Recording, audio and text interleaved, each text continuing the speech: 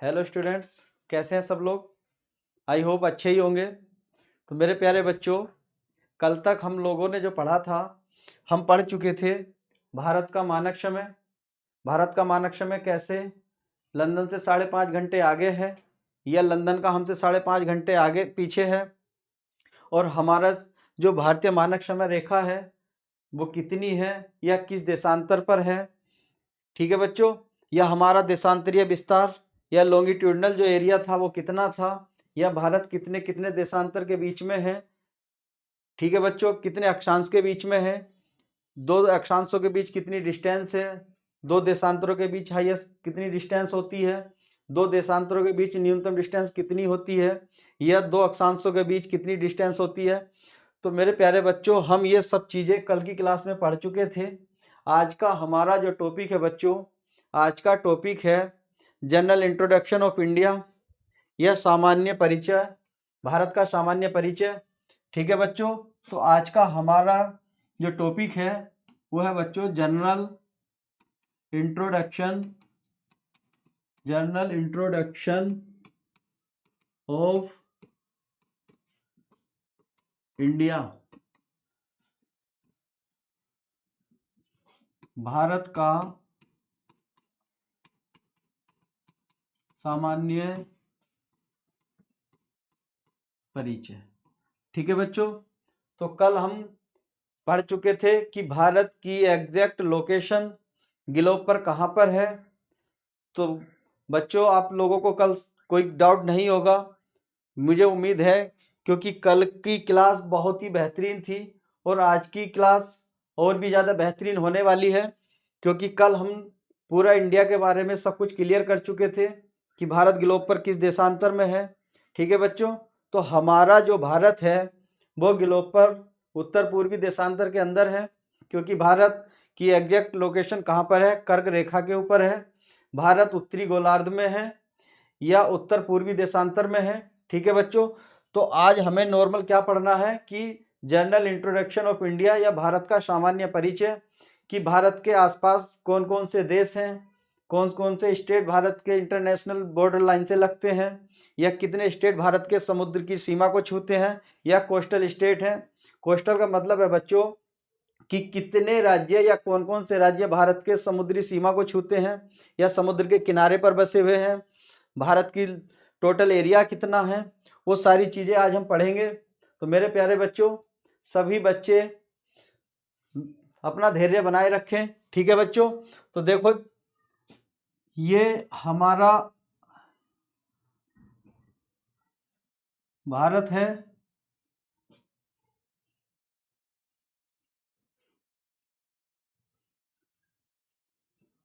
ठीक है बच्चों, ये क्या है, अपने भारत का मैप है। तो मेरे प्यारे बच्चों, कल हम लोगों ने जो क्लियर कर लिया था वो ये देख चुके थे कि भारत किन किन अक्षांशों के बीच में है या किन किन देशांतरों के बीच में है।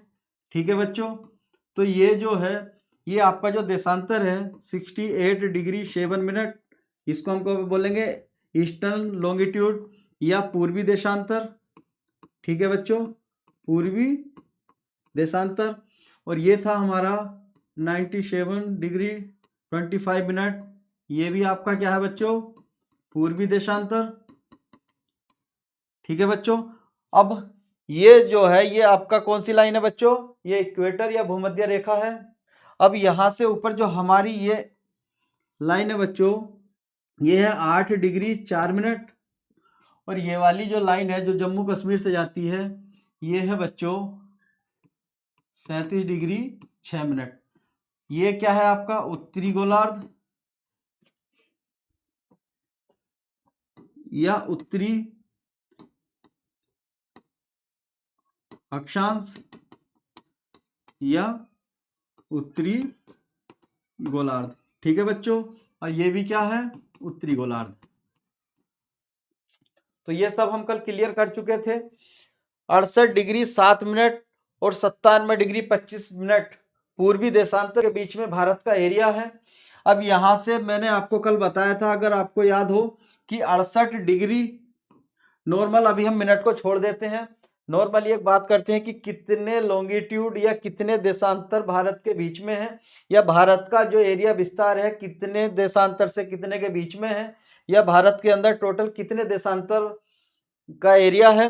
अब देखो जैसे 68 डिग्री 7 मिनट की बात कर रहे हैं तो 7 मिनट को अभी छोड़ देते हैं, 68 डिग्री, और इधर कितना है 97 डिग्री। तो मेरे प्यारे बच्चों 97 से अगर हम 68 माइनस करते हैं तो यहाँ पे बचेगा बच्चों 29 डिग्री। इसका मतलब है कि यहाँ से जो हमारा ये वाला स्टेट है बच्चों, ये है आपका गुजरात, और यहाँ पर जो ये वाला स्टेट है बच्चों, ये है आपका अरुणाचल प्रदेश। ठीक है बच्चों, ये आपका अरुणाचल प्रदेश। तो यहां से 97 डिग्री और 68 डिग्री के बीच में 29 या 29 लॉन्गिट्यूड इस तरीके से देशांतर रेखाएं हैं। ठीक है बच्चों, अब देखो हमने कल की क्लास में सब कुछ पढ़ लिया था कि दो देशांतरों के बीच या दो अक्षांशों के बीच कितनी डिस्टेंस है। तो दो अक्षांशों के बीच, देखो एक सेकंड बच्चे इधर ध्यान देना,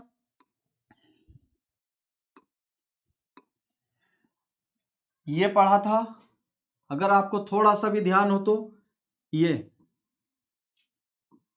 आपकी 0 डिग्री है। उसके बाद इस तरीके से जो लाइनें हैं ये अक्षांश रेखाएं या लैटिट्यूड है। ठीक है बच्चों, इस तरीके से जो लाइनें हैं ये कौन सी हैं, अक्षांश रेखाएं, या इंग्लिश में हम इनको बोलते हैं लैटिट्यूड। ठीक है बच्चों, तो ये जो लाइनें हैं यहाँ पे, अब ये जो आपका है ये बच्चों 0 डिग्री, ये 0 डिग्री।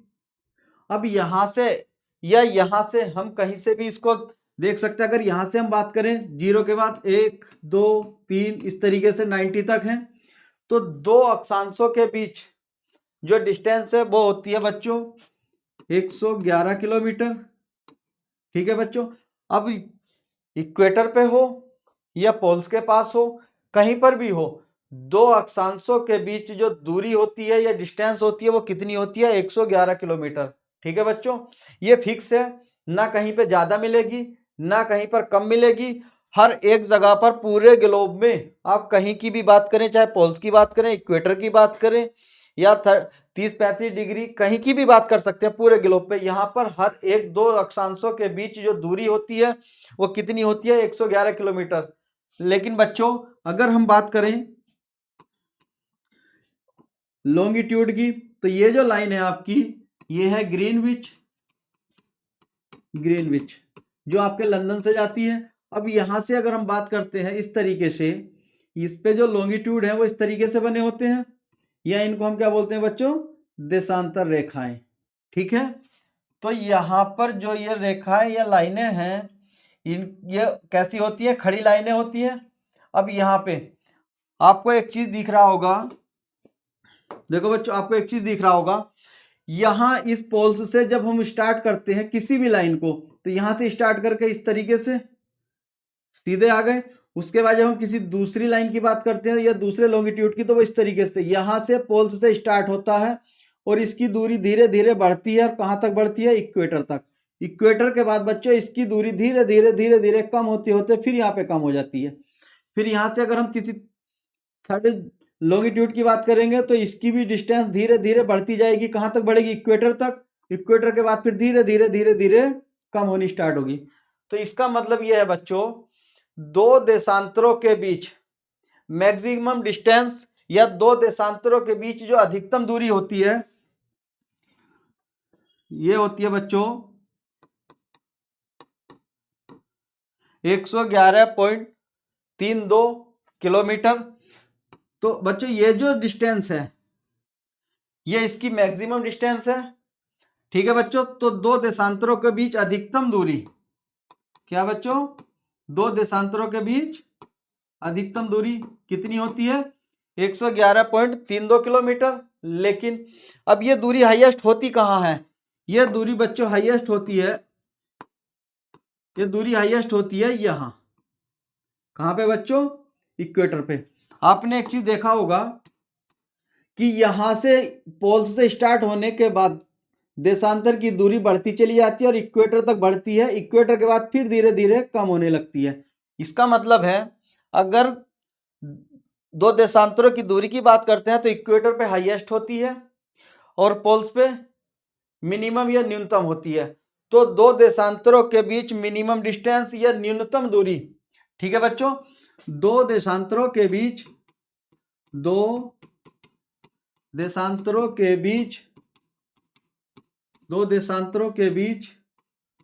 न्यूनतम दूरी कहां पर होती है। ठीक है बच्चों, दो देशांतरों के बीच न्यूनतम दूरी कहां पर होती है, तो ये होती है बच्चों, ये होती है आपके पोल्स पर या ध्रुवों पर।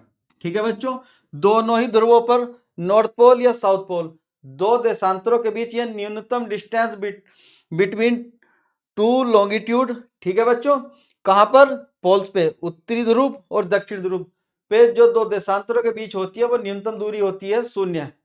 ठीक है बच्चों, लेकिन जैसे जैसे आप ध्रुवों से इक्वेटर की तरफ चलते हैं या ध्रुव से इक्वेटर की तरफ चलते हैं, चाहे आप नॉर्थ पोल से इक्वेटर की तरफ चलें या साउथ पोल से इक्वेटर की तरफ चले, आप जब भी उत्तरी ध्रुव या दक्षिणी ध्रुव से जब भी आप विषुवत रेखा या भूमध्य रेखा की तरफ चलते हैं तो देशांतरों के बीच की दूरी बढ़ती चली जाती है और ये कहां तक बढ़ती है, इक्वेटर तक बढ़ती है। ठीक है बच्चों, इस इक्वेटर के बाद फिर दूरी धीरे धीरे कम होनी स्टार्ट हो जाती है। तो अब सिंपल सी बात ये समझो कि दो देशांतरों के बीच जो अधिकतम दूरी होती है वो इक्वेटर पे होती है। ठीक है बच्चों, तो जो इक्वेटर पर अधिकतम दूरी होती है वो कितनी होती है, वो होती है ये, ठीक है बच्चों, वो होती है ये अधिकतम दूरी 111.32 किलोमीटर। तो दो देशांतरों के बीच अधिकतम दूरी मिलेगी इक्वेटर पे, दो देशांतरों के बीच न्यूनतम दूरी मिलेगी पोल्स पे या ध्रुवों पर। ठीक है बच्चों, ये सब क्लियर है। अब हम बात कर रहे थे कि भारत के सामान्य परिचय की। तो बच्चों, भारत का सामान्य परिचय,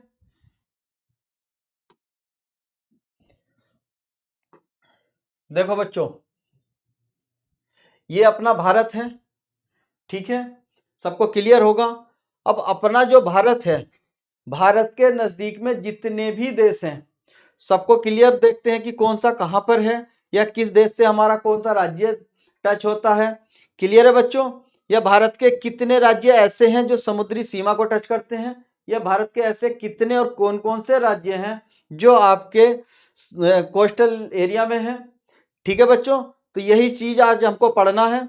तो देखो बच्चों, अगर हम बात करते हैं तो जो ये सबसे ऊपर वाला एरिया है जी, ये वाला एरिया है बच्चों, ये क्या है आपका,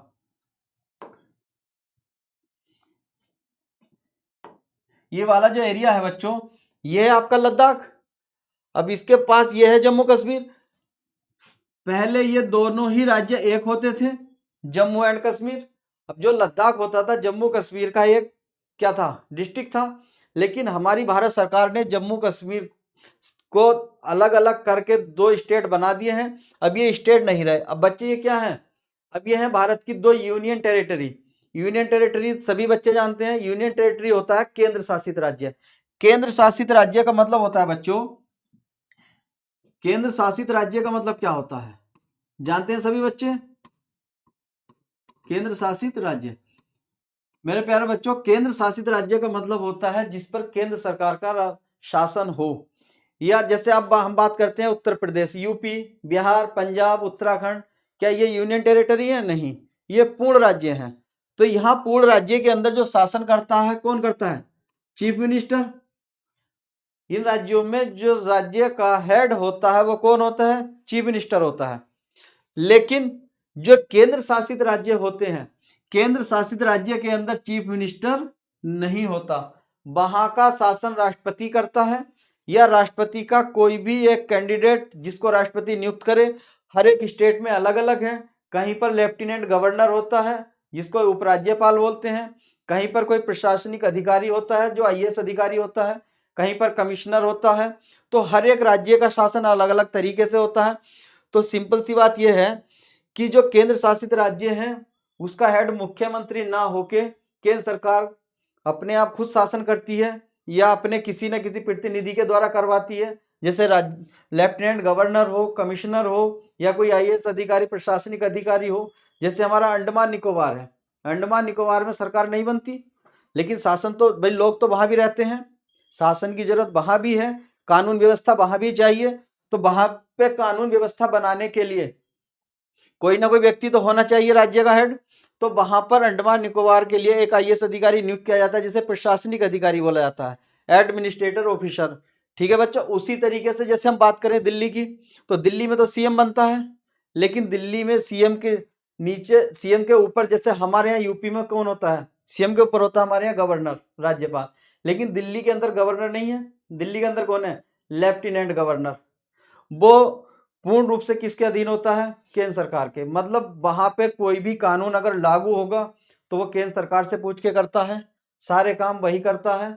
सिर्फ हमारे यहाँ कुछ ऐसे सब्जेक्ट होते हैं या विषय होते हैं जिन पे राज्य के मुख्यमंत्री को शासन करने के लिए अनुमति होती है। बाकी सबके सब ज्यादातर जितने भी सब्जेक्ट होते हैं सब किसके पास होते हैं, लेफ्टिनेंट गवर्नर के। तो इसी तरीके से बच्चों हमको यही देखना है कि कौन सा राज्य कहाँ है, किस पे शासन कौन करता है। अब शासन व्यवस्था तो बाद में देखेंगे, सबसे पहले हमें यह देखना है कि कौन सा राज्य कहाँ पर है। तो अभी हम बात कर रहे थे जैसे जम्मू कश्मीर, तो भारत का सबसे उत्तरी राज्य कौन सा है, जम्मू कश्मीर। तो जम्मू कश्मीर पहले एक स्टेट होता था, लेकिन जम्मू कश्मीर को अब जब से हमारे यहाँ 35 से और 370 खत्म किया गया है, तब से हमारे यहाँ जम्मू कश्मीर को राज्य का दर्जा समाप्त कर दिया गया, और अब उसको क्या बना दिया गया, 2 यूनियन टेरिटरी, एक लद्दाख और एक जम्मू कश्मीर। तो भारत का सबसे नॉर्थन स्टेट या नॉर्थन यूनियन टेरिटरी कौन सा है, वो है बच्चों लद्दाख। ये आपको क्लियर दिख रहा होगा, जो ग्रीन कलर का है ये लद्दाख है। और अगर हम बात करें भारत का सबसे साउथ ईस्ट स्टेट कौन सा है, या भारत का सबसे दक्षिणी राज्य कौन सा है, तो वो पड़ता है आपका तमिलनाडु। ठीक है बच्चों, अब भारत के अगर हम बात करें सबसे पश्चिमी या वेस्टर्न स्टेट की, तो सबसे पश्चिमी राज्य पड़ता है आपका गुजरात। और अगर हम बात करें भारत के सबसे पूर्वी स्टेट की,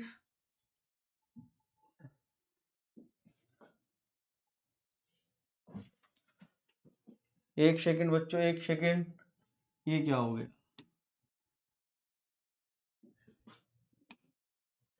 सबसे पूर्वी स्टेट की अगर हम बात करें बच्चों, तो सबसे पूर्वी स्टेट पड़ता है हमारा क्या, अरुणाचल प्रदेश। ठीक है बच्चों, अब यहां से कभी कभी ये क्वेश्चन ये भी आ जाता है कि सूरज की किरणें सबसे पहले भारत के किस राज्य पर पड़ती हैं। ये हमने आपको कल बता दिया था, भारत का सबसे पूर्वी राज्य कौन सा है, अरुणाचल प्रदेश। अब एक, जब पृथ्वी रोटेट करती है, तो पृथ्वी रोटेट करती है तो पृथ्वी पश्चिम से पूरब, वेस्ट टू ईस्ट घूमती है। तो जो ईस्टर्न वाला एरिया है सूरज के सामने सबसे पहले वही आएगा। तो हमारा सबसे पूर्वी राज्य कौन सा है, अरुणाचल। तो सूरज के सामने सबसे पहले कौन सा राज्य है, अरुणाचल पड़ेगा। इसका मतलब है सन रेज या सूरज की किरणें सबसे पहले अरुणाचल पर पड़ती हैं, उसके बाद फिर धीरे धीरे, क्योंकि जब इस तरीके से पृथ्वी घूमती है तो भारत भी तो ऐसे ही घूमेगा। तो भारत का जो सबसे पूर्वी राज्य अरुणाचल है, तो सूरज के सामने भी सबसे पहले वही आएगा। तो ये क्वेश्चन एसएससी के अंदर कई बार आया है, एसएससी की बात नहीं, सीजीएल तक हर एग्जाम में ये क्वेश्चन आता है कि सूरज की किरणें सबसे पहले भारत के किस राज्य पर पड़ती हैं, तो वो आपका स्टेट कौन सा है, अरुणाचल प्रदेश। अब क्वेश्चन ये भी आ जाता है कभी कभी कि सूरज की किरणें सबसे बाद में किस राज्य पर पड़ती हैं। तो सिंपल सी बात है भाई, सूरज के सामने सबसे बाद में वही राज्य आएगा जो भारत का सबसे वेस्टर्न स्टेट होगा या भारत का सबसे पश्चिमी राज्य होगा। तो आप बताइए भारत का सबसे पश्चिमी राज्य कौन सा है, भारत का सबसे पश्चिमी राज्य गुजरात है। इसका मतलब क्या है, अगर भारत का सबसे पश्चिमी राज्य गुजरात है, तो सूरज की किरणें सबसे पहले, वो सबसे बाद में कहां पड़ेगी, गुजरात पे पड़ेगी। ठीक है बच्चों, तो यही चीज हमें देखनी है कि भारत का कौन सा राज्य कहां है, ठीक है, किस देश से लगता है। अब देखो, ये जो आपका ब्लू कलर का दिख रहा है, नीला नीला नीला, ये सब क्या है बच्चों, ये सब ओशियन है, समुद्र है। ठीक है, अब यहां पे ये गुजरात है, गुजरात के पास से ये आपका जो ब्लू कलर दिख रहा है, ये आपका गुजरात के पास से स्टार्ट होता है, तो यहां से ये सब क्या है, समुद्र है। तो गुजरात भी कहां है, समुद्र के किनारे।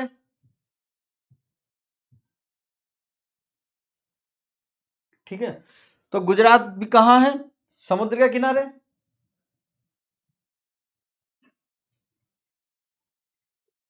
दिक्कत क्या है, अब कोई नहीं, देखो बच्चों ये थोड़ा सा सिस्टम में दिक्कत आ रही है, ठीक है, कंफ्यूजन मत कर रखना। अब गुजरात के बाद क्या पड़ता है, महाराष्ट्र पड़ता है। तो महाराष्ट्र भी कहाँ है, समुद्र के किनारे। उसके बाद कर्नाटक गोवा कहाँ है, समुद्र के किनारे। केरल समुद्र के किनारे।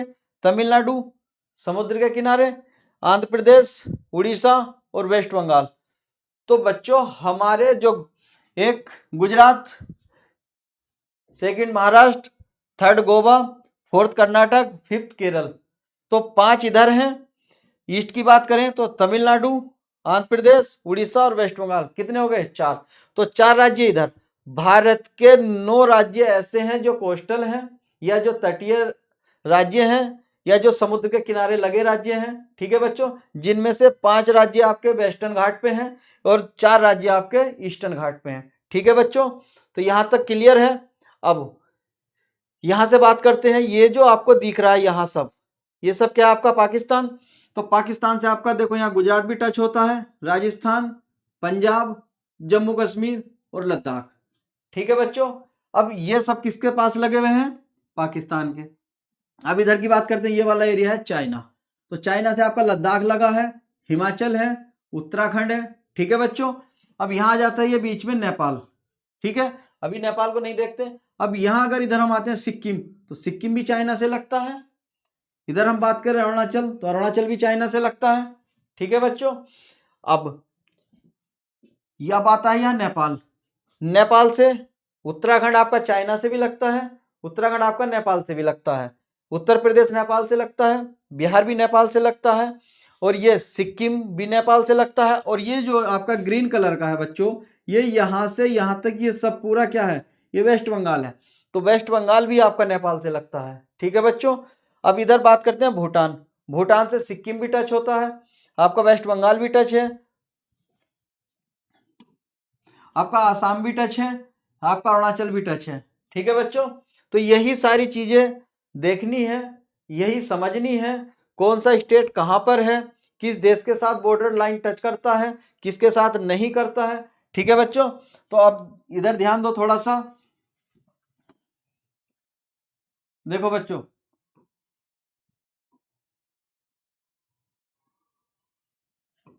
ये हमारा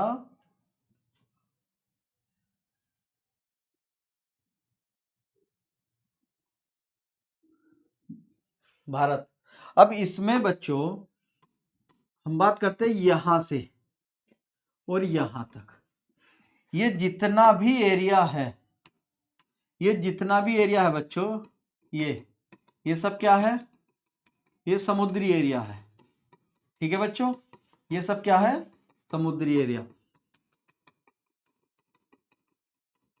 तो यहां पर जितने भी राज्य होंगे सबके सब कैसे राज्य होंगे, कोस्टल। अब यहां से गुजरात से ये गुजरात, यहां पे बच्चों महाराष्ट्र, ये यहां पे आता है आपका गोवा। ठीक है बच्चों, ये है आपका कर्नाटक और ये पड़ता है आपका केरल। इस एरिया में ये है आपका तमिलनाडु और उसके बाद ये पड़ता है आपका एपी, आंध्र प्रदेश। ठीक है बच्चों, यहां पर ये है आपका उड़ीसा और ये वाला एरिया ये सब क्या है आपका वेस्ट बंगाल।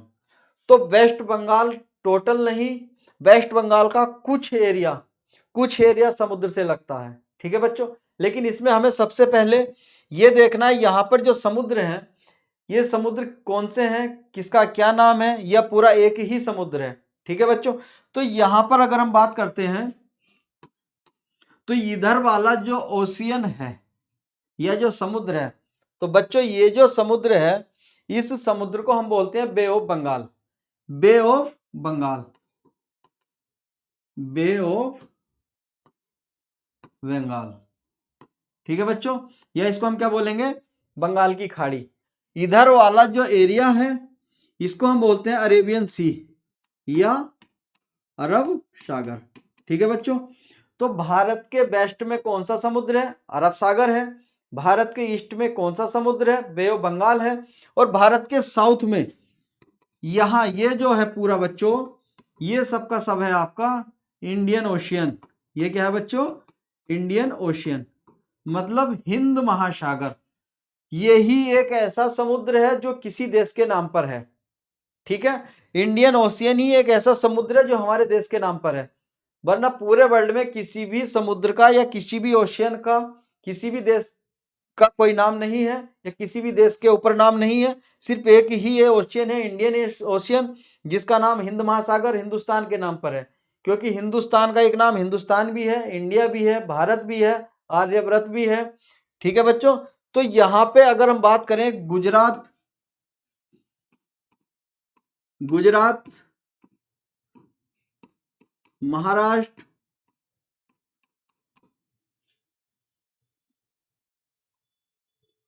गुजरात, महाराष्ट्र, गोवा, कर्नाटक, केरल। ठीक है बच्चों, ये कितने स्टेट हैं? 5, जो आपके वेस्टर्न घाट पे हैं। ठीक है बच्चों, अगर हम ईस्टर्न घाट की बात करते हैं तो तमिलनाडु, तमिलनाडु, आंध्र प्रदेश, उड़ीसा, और बच्चों पश्चिम बंगाल या वेस्ट बंगाल। तो 5 इधर हैं और बच्चों 4 इधर हैं। तो भारत के टोटल कितने राज्य ऐसे हैं जो कोस्टल हैं या तटीय हैं? भारत के 9 राज्य, 5 वेस्टर्न घाट के और 4 ईस्टर्न घाट के, टोटल 9 राज्य ऐसे हैं जो कोस्टल स्टेट हैं या तटीय राज्य हैं, या जो समुद्री सीमा को टच करते हैं या समुद्र से लगे हुए हैं। ठीक है बच्चों, अब देखो, कुछ बच्चे कंफ्यूजन रखते हैं कि बंगाल की खाड़ी किधर है, अरब सागर किधर है, बहुत बच्चों को कंफ्यूजन रहता है। अब पढ़ लिया तो ठीक है, 2-4 दिन बाद अगर बात करी जाएगी बच्चों बंगाल की खाड़ी किधर है, तो वो ये भूल जाते हैं कि वो ईस्ट में है कि वेस्ट में है। सबसे पहली बात बच्चों, आपको कुछ नहीं देखना है, आपको सिर्फ इतना देखना है कि बंगाल किधर है या बिहार किधर है। सिंपल सी बात है, बिहार से लगा बंगाल है, तो बंगाल किधर है? बंगाल है भारत के पूर्व में या भारत के ईस्ट में। तो अगर बंगाल भारत के पूर्व में है तो इसका मतलब है बे ऑफ बंगाल या बंगाल की खाड़ी भी पूर्व में होगी। भाई इस ओशियन का नाम किसके नाम पे है? बंगाल के। तो इसका मतलब है बंगाल की खाड़ी बंगाल के पास होगी कि दूर होगी? भाई पास ही होगी। तो बंगाल अगर पूर्व में है तो बंगाल की खाड़ी भी पूर्व में है। अब अरब सागर या अरेबियन सी की बात करते हैं। तो बच्चों अरब सागर या अरेबियन सी, अरब सागर, अब देखो अरेबियन सी जो अरब कंट्री हैं, अरब कंट्री, अगर बात करी जाए अरब कंट्री की, तो अरब दिमाग में आते ही या सुनते ही आपके दिमाग में एक ही चीज आती है, अरब मतलब मुस्लिम कंट्री। और आपको पता है कि जितनी भी मुस्लिम कंट्री है भारत के वेस्ट में है। भाई पाकिस्तान नॉर्थ वेस्ट, अरब, ओमान, यूएई, सऊदी अरब, जितनी भी अरेबियन कंट्री है सबकी सब किधर है? वेस्ट में है। इसका मतलब है अगर अरब कंट्री वेस्ट में है तो अरब सागर किधर होगा? भाई सिंपल सी बात है, अगर अरब कंट्री वेस्ट में है तो अरब सागर भी वेस्ट में होगा। क्लियर है? तो अरब सागर किधर है? अरब सागर वेस्ट में है। बंगाल किधर है? पूर्व में है। तो बंगाल की खाड़ी किधर है? पूर्व में है। क्लियर है बच्चों? बंगाल की खाड़ी ईस्ट में, अरब सागर वेस्ट में, तो एक ही साइड बची साउथ वाली। तो दक्षिण की तरफ कौन सा है? हिंद महासागर। क्लियर है बच्चों? अब आगे एग्जाम में या कभी भी ये चीज भूलने लायक नहीं है या भूलना भी नहीं। ठीक है, जब भी अगर किसी भी तरीके की आपको दिक्कत आए तो एक ही चीज सोचनी है कि बंगाल किधर है, कि बंगाल पूरब में है, इसका मतलब है बंगाल की खाड़ी भी पूरब में है। अरब सागर किधर है? अरब कंट्री किधर है? पश्चिम में, तो इसका मतलब अरब सागर कहां पर है? पश्चिम में है। और हिंद महासागर कहां पर है? हिंद महासागर साउथ में। भाई 3 साइड से भारत के 3 साइड से समुद्र लगा हुआ है, तो 2 साइड हमारी क्लियर हो गई, पूरब वाली भी और पश्चिम वाली भी, मतलब ईस्टर्न या वेस्टर्न दोनों तरफ की क्लियर है। तो बचा एक ही साइड कौन सा? साउथ। तो साउथ में इंडियन ओशियन। क्लियर है बच्चों? तो भारत के 9 ऐसे राज्य हैं जो समुद्री सीमा को टच करते हैं, जिसमें से 5 राज्य आपके वेस्टर्न घाट पे हैं और 4 राज्य आपके ईस्टर्न घाट पे हैं। क्लियर है बच्चों?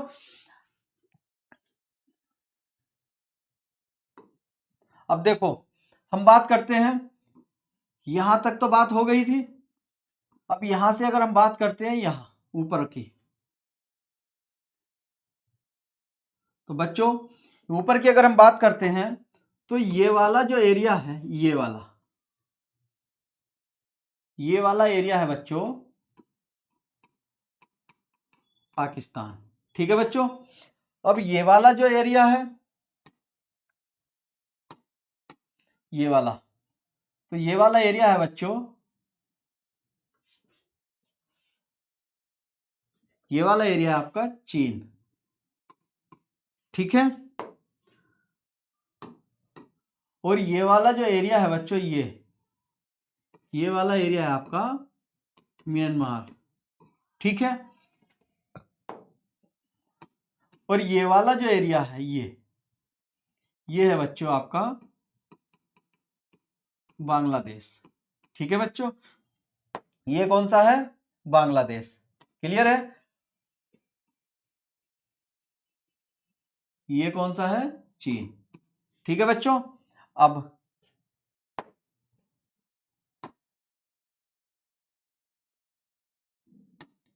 ये वाला एरिया यहां, ये वाला एरिया ये है आपका नेपाल। ठीक है बच्चों, और ये वाला एरिया ये वाला ये आपका भूटान। ठीक है बच्चों, पाकिस्तान, चाइना, म्यांमार, बांग्लादेश, भूटान, नेपाल। ठीक है बच्चों, अब यहां पर एक राज्य और है आपका पड़ोसी राज्य, यहां वो सॉरी पड़ोसी देश कौन सा है? श्रीलंका। ठीक है बच्चों, अब देखो पाकिस्तान, चाइना, नेपाल, भूटान, म्यांमार, बांग्लादेश और श्रीलंका, 1 2 3 4 5 6 7 भारत के 7 ऐसे राज्य हैं जो पड़ोसी राज्य हैं। ठीक है बच्चों, इन 7 में से 6 राज्य ऐसे हैं जो आपकी इंटरनेशनल बॉर्डर लाइन को टच करते हैं। ठीक है, और जो श्रीलंका है ये भी हमारा पड़ोसी है, ये भी बॉर्डर लाइन को टच करता है, लेकिन इसकी जो बॉर्डर लाइन है बच्चों वो कहाँ है? वो ओशियनिया समुद्र के अंदर है। इनकी जो बॉर्डर लाइन है वो कहां पर है बच्चों? वो बॉर्डर लाइन है इनकी इसकी लैंड एरिया में। ठीक है, ये स्थलीय सीमा। तो जो 6 राज्य हैं श्रीलंका को छोड़कर सबके सब कैसे हैं? स्थलीय अंतरराष्ट्रीय सीमा को टच करने वाले। श्रीलंका एक सिंगल ऐसा देश है जो अंतरराष्ट्रीय सीमा टच करता है कहां पे? समुद्र के अंदर। लेकिन ये 7 राज्य कैसे? हमारे पड़ोसी राज्य हैं। क्लियर है बच्चों? अब यहां हमें यह देखना है कि कौन सा राज्य किस देश के साथ टच करता है, या कौन कौन से भारत के ऐसे राज्य हैं जो अंतरराष्ट्रीय सीमा को टच करते हैं। ठीक है, या कौन सा राज्य किस किस देश की सीमा को टच करता है। तो अगर हम बात करें यहाँ पे तो ये है आपका गुजरात। ठीक है बच्चों, शॉर्ट में लिख देते हैं जी। ये क्या है? गुजरात। गुजरात के ऊपर यहाँ पे आपका एक स्टेट पड़ता है बच्चों जिसको हम बोलते हैं आर से राजस्थान। यहाँ पर आपका एक राज्य पड़ता है बच्चों जिसको हम बोलते हैं पी मतलब पंजाब। अब ये वाला पूरा जो एरिया है आपका बच्चों ये वाला, तो ये एरिया है आपका ऐसे। ठीक है, इस तरीके से। तो यहाँ पर पड़ता है आपका लद्दाख और यहाँ पे पड़ता है जम्मू एंड कश्मीर। ठीक है बच्चों, पहले ये एक ही राज्य होता था, अब 2 राज्य हैं, 2 यूनियन टेरिटरी हैं। अब अगर यहाँ की बात करें तो यहाँ पर एक राज्य है आपका हिमाचल। ठीक है बच्चों, यहाँ पर एक राज्य है आपका यूके। ठीक है बच्चों, यहाँ पर जो राज्य है वो आपका यूपी। ठीक, यहाँ पर जो राज्य है वो आपका बिहार। ठीक, और यहाँ पर ये इस तरीके से जो राज्य है बच्चों ये है आपका वेस्ट बंगाल। ठीक है, अब यहां की अगर हम बात करें तो ये इस तरीके से जो राज्य है आपका ये वाला एपी, ये है बच्चों अरुणाचल प्रदेश। ठीक है, और अगर हम यहाँ की बात करें ये पड़ता है आपका मेघालय। ठीक है, यहां पर ये है आपका नागालैंड, ये आपका बच्चों मणिपुर। ठीक, और ये वाला आपका पड़ता है मिजोरम। ठीक है बच्चों, अब यहां पर एक राज्य है ये जो है आपका त्रिपुरा। ठीक है बच्चों, त्रिपुरा। अब इसके बीच में जो ये वाला एरिया बचा है बच्चों, कौन सा? ये वाला एरिया, ये इसके नीचे यहां तक ये ठीक है बच्चों, ये वाला सब ये है आपका आसाम। कौन सा बच्चों? आसाम। अब हमें यह देखना है कि कौन सा राज्य, कौन कौन से राज्य पाकिस्तान से लगे हैं या कौन कौन से चाइना से लगे हैं कौन कौन से अरुणाचल से म्यांमार से लगे हैं, कौन से भूटान से लगे हैं। ठीक है, तो यहाँ पे देखो बच्चों, सबसे पहले हम बात करते हैं पाकिस्तान की। ठीक है, किसकी? पाकिस्तान।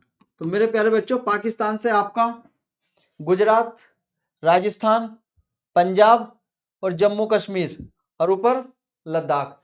तो पाकिस्तान से आपका एक तो गुजरात, एक राजस्थान, एक पंजाब और एक बच्चों जम्मू कश्मीर और सेकंड लद्दाख। ये दो आपके राज्य कैसे हैं? ये दो राज्य हैं आपके यूनियन टेरिटरी।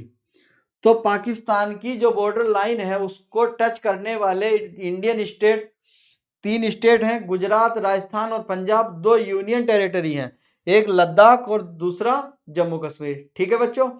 अब अगर हम बात करें चाइना की, तो चाइना से प्यारे बच्चों, चाइना से क्या क्या लगता है? लद्दाख, हिमाचल, यूके, वेस्ट बंगाल नहीं बच्चों, लद्दाख, हिमाचल, यूके, सिक्किम। ठीक है बच्चों, क्या लगता है? सिक्किम के बाद अरुणाचल। तो ठीक है बच्चों, 1 2 3 4 5 5 राज्य। एक आपका लद्दाख, हिमाचल, उत्तराखंड, सिक्किम और अरुणाचल। ये 5 स्टेट ऐसे हैं जो चाइना के साथ टच करते हैं। 5 चाइना के साथ हैं बच्चों, 5 ही पाकिस्तान के साथ हैं, लेकिन इस 5 में 3 पूर्ण राज्य हैं और 2 यूनियन टेरिटरी हैं। ठीक है बच्चों। अब अगर हम बात करते हैं इधर नेपाल, तो नेपाल के साथ बच्चों, नेपाल के साथ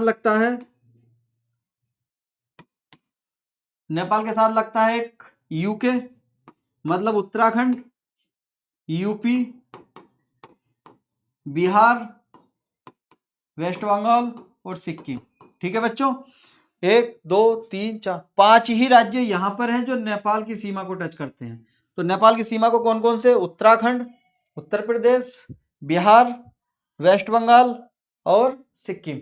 5 राज्य ऐसे हैं जो नेपाल की सीमा को टच करते हैं। अब आगे बच्चों उधर देखते हैं भूटान।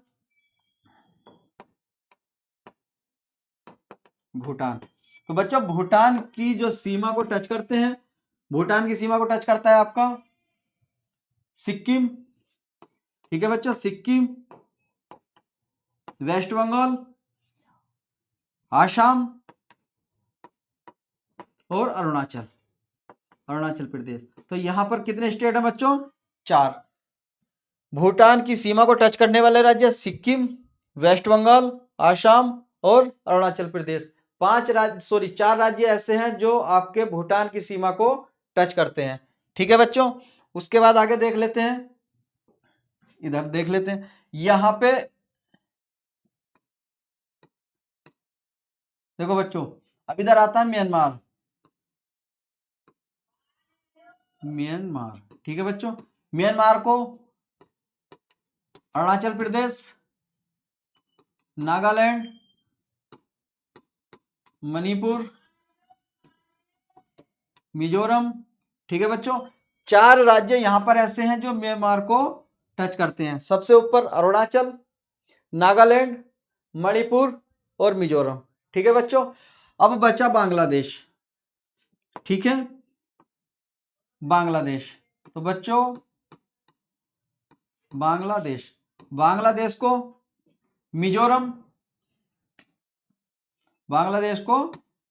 मिजोरम, त्रिपुरा, मेघालय, आसाम और वेस्ट बंगाल। तो जो बांग्लादेश को 5 राज्य टच करते हैं, एक मिजोरम, त्रिपुरा, मेघालय, आसाम और बांग्लादेश। 5 ही राज्य ऐसे हैं जो बांग्लादेश की बॉर्डर लाइन को टच करते हैं। क्लियर है बच्चों? लेकिन अगर आपने कुछ इसमें नोटिस किया हो तो नोटिस करने वाली बात एक है कि यहाँ पर कुछ राज्य ऐसे हैं जो एक से अधिक देशों की बॉर्डर लाइन को टच करते हैं। और एग्जामिनर भी बच्चों क्वेश्चन भी यहीं से उठाता है, क्योंकि अब आपने इतना पढ़ लिया, अब ये सब क्लियर हो जाएगा। लेकिन इनमें से कुछ राज्य ऐसे हैं जो एक से अधिक देशों की बॉर्डर लाइन को टच करते हैं, वो बच्चों के दिमाग में यह याद नहीं रहता या कंफ्यूजन बन जाता है, तो वहां पर दिक्कत आती है और वहां पे क्वेश्चन गलत हो जाता है। तो इस चीज को ध्यान रखना है कि कौन सा राज्य दो या दो से अधिक देशों को टच करता है, वो मैं अभी आपको बताता हूं। देखो बच्चों, यहां पर एक है आपका लद्दाख, ठीक है बच्चों, ये जो लद्दाख है, लद्दाख बच्चों कितने देशों को टच कर रहा है? इधर चाइना और इधर पाकिस्तान। तो लद्दाख एक ऐसा स्टेट है या ऐसी यूनियन टेरिटरी है जो दो देशों की बॉर्डर लाइन को टच करता है, एक चाइना की और दूसरा पाकिस्तान की। इसी तरीके से बच्चों अगर आप यहां से थोड़ा सा नीचे आओगे तो एक स्टेट है आपका यहां पे, एक स्टेट है यहां पे जिसका नाम है उत्तराखंड। बच्चों उत्तराखंड एक ऐसा राज्य है जिसकी बॉर्डर लाइन चाइना को भी टच करती है और जिसकी बॉर्डर लाइन नेपाल को भी टच करती है। और चाइना वाली बॉर्डर लाइन, अगर आपको वैसे एग्जाम में कंफ्यूजन हो तो आजकल बच्चों रील का दौर चल रहा है, सभी बच्चे रील देखते हैं। आजकल एक जगह बहुत फेमस है चाइना और उत्तराखंड के बॉर्डर की, जिसे हम बोलते हैं माना। माना एक पास भी है, माना एक गांव भी है, और माना को पहले क्या बोला जाता था कि माना गांव के बाद चाइना का बॉर्डर स्टार्ट हो जाता था। तो हमारे यहाँ उसको क्या बोलते थे पहले कि भारत का अंतिम गांव। लेकिन भारत सरकार ने उस गांव का नाम चेंज करके क्या कर दिया कि भारत का प्रथम गांव। यह बहुत ही पॉपुलर जगह है। तो सिंपल सी बात है, कंफ्यूजन कर रखने वाली बात बिल्कुल भी नहीं है। उत्तराखंड चाइना की बॉर्डर लाइन को भी टच करता है और उत्तराखंड नेपाल की बॉर्डर लाइन को भी टच करता है, ठीक है बच्चों। तो एक आपका उत्तराखंड, अब उत्तराखंड किसे किसे टच करता है, ठीक है बच्चों, तो उत्तराखंड किसे टच करता है? चाइना और नेपाल, ठीक है बच्चों। अब इधर आते हैं सिक्किम, अब हम इधर आते हैं सिक्किम पे। तो देखो बच्चों, जो सिक्किम स्टेट है अपना, सिक्किम स्टेट की जो बॉर्डर लाइन है, एक ये है सिक्किम, ये वाला, ये क्या है? सिक्किम, ठीक है बच्चों, ये है सिक्किम, ठीक है। अब सिक्किम के इधर अगर आप देखेंगे वेस्ट में तो नेपाल है, ईस्ट में देखेंगे तो भूटान है, और अगर नॉर्थ में देखेंगे तो चाइना है, और अगर साउथ में देखेंगे तो बच्चों क्या है? सॉरी, साउथ में नहीं, सिर्फ ईस्ट वेस्ट और नॉर्थ। तो अगर हम वेस्ट में देखते हैं तो क्या आता है? नेपाल, ठीक है। और अगर ईस्ट में देखते हैं तो क्या आता है? भूटान। और अगर नॉर्थ में देखते हैं तो क्या आता है? चाइना। तो सिक्किम एक ऐसा स्टेट है जो तीन देशों की बॉर्डर लाइन को टच करता है, ठीक है बच्चों। सिक्किम कैसा स्टेट है जो तीन देशों की बॉर्डर लाइन को टच करता है? नेपाल, भूटान और चाइना, ठीक है बच्चों।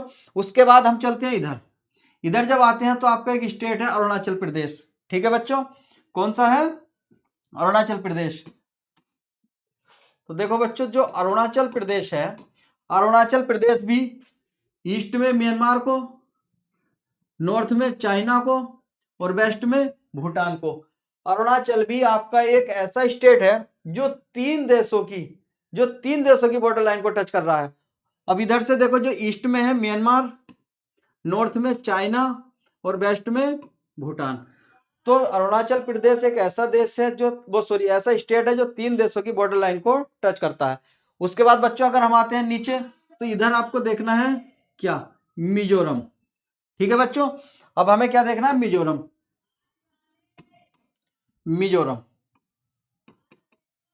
तो बच्चों मिजोरम एक ऐसा स्टेट है जो आपके म्यांमार और दूसरा वेस्ट बंगाल, मिजोरम भी दो देशों की बॉर्डर लाइन को टच करता है, एक म्यांमार और दूसरा बांग्लादेश, सॉरी, एक म्यांमार और दूसरा बांग्लादेश।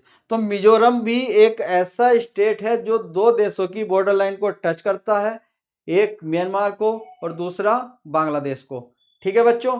अभी आपका एक स्टेट और बचा, आपका एक स्टेट बचा है वेस्ट बंगाल, ठीक है बच्चों। वेस्ट बंगाल, ये वाला वेस्ट बंगाल, ठीक है, यहां पे। तो मेरे प्यारे बच्चों, ये जो वेस्ट बंगाल है ये भी तीन देशों की बॉर्डर लाइन को टच करता है, ठीक है। अब इसमें कौन कौन से हैं? वेस्ट बंगाल एक तो करता है बांग्लादेश, ठीक है बच्चों, दूसरा आपका करता है नेपाल और तीसरा करता है आपका भूटान। तो वेस्ट बंगाल भी 3 देशों की बॉर्डर लाइन को टच करता है, बांग्लादेश, नेपाल, भूटान। तो ये अब यहां से देखो बच्चों, एक तो हो आपका सिक्किम, ठीक है बच्चों, सिक्किम, अरुणाचल और वेस्ट बंगाल। कितने देश हैं बच्चों? बहुत सॉरी, स्टेट, 3 स्टेट हैं। 3 स्टेट ऐसे हैं जो 3 देशों की बॉर्डर लाइन को टच करते हैं, और 3 ही स्टेट, मिजोरम, यूके और यूनियन टेरिटरी लद्दाख, 3 ऐसे स्टेट हैं जो आपके 2 देशों की बॉर्डर लाइन को टच करते हैं। ठीक है बच्चों, मैं आशा करता हूं कि सभी को ये समझ में आया होगा और अच्छे से समझ में आया होगा। और अगर ये समझ में आ गया तो यहां से कोई भी क्वेश्चन आप छोड़कर नहीं आएंगे, क्योंकि एग्जामिनर जब यहां से क्वेश्चन देता है तो थोड़ा सा घुमा देता है क्वेश्चन को, ठीक है ना, उसकी लैंग्वेज चेंज कर देता है, जो बच्चे आशा करके जाते हैं उससे कुछ अलग हटा के दे देता है, तो बच्चे यहाँ कंफ्यूजन कर लेते हैं कि ये क्वेश्चन कैसे आया, कहां से आया, कैसे लगाएं। अब यही चीजें हैं, जैसे 3 देशों की बात हो रही है, तो वेस्ट बंगाल को दे देगा कि वेस्ट बंगाल की अंतरराष्ट्रीय सीमा या वेस्ट बंगाल की सीमा या वेस्ट बंगाल की बॉर्डर लाइन किस देश के साथ नहीं लगती। अब नहीं लगती में अब यहां से 3 तो ये हैं, अब इनमें से कोई एक ऐसा स्टेट दे देगा, वो सॉरी ऐसा देश दे देगा जिसके साथ नहीं लगती होगी, या ऐसे एग्जाम में क्वेश्चन दे देता है कि वेस्ट बंगाल किस देश के साथ लगता है, ठीक है ना। तो 3 ऐसे ऑप्शन दे देगा जो नहीं टच करते, लेकिन एक ऑप्शन ऐसा देगा जो टच करता है। थोड़ा सा कंफ्यूजन वाला क्वेश्चन है, क्वेश्चन गलत नहीं है और ना ही कंफ्यूजन वाली बात है। अगर आपने ठीक से इसको समझा है तो यहां से बच्चों एक भी क्वेश्चन गलत नहीं करेंगे, ठीक है बच्चों। तो आज का टॉपिक हमारा यहीं तक है, इसके बाद हम मिलते हैं कल, ठीक है बच्चों। जय भारत।